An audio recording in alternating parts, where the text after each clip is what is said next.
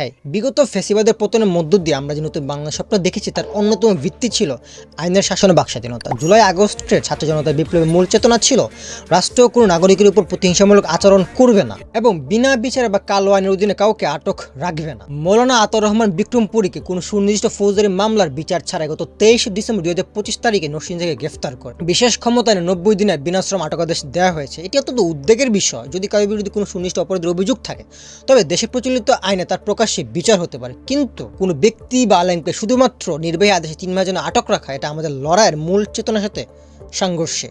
বিগত ফ্যাসিস্ট সরকারের বিশেষ ক্ষমতায়ন ব্যবহার করে অসংখ্য মানুষের উপর জুলুম অত্যাচার করেছে। সেই একই পথে নতুন বাংলাদেশে দেখতে পাওয়াটা চরম হতাশাজনক। জননিরাপত্তার দোহাই দিয়ে কাউকে বিনা বিচারে আটকে রাখা নাগরিক অধিকারের চরম লঙ্ঘন। আমি অবিলম্বে মৌলানা আতাউর রহমান বিক্রমপুরীর এই আটকাদেশ ও তার নিঃশর্ত মুক্তির দাবি জানাচ্ছি। রাষ্ট্র পরিচালনার প্রতিটি ক্ষেত্রে স্বচ্ছতা ও ন্যায় বিচার নিশ্চিত হোক।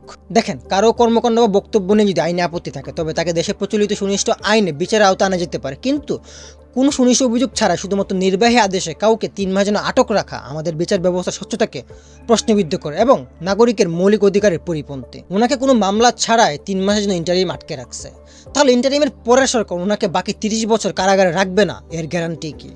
আপনারা আমাকে অনেক কিছু বলতে পারেন, তবে তার ব্যাপারটা আমাদের কনসার্নে আসা উচিত।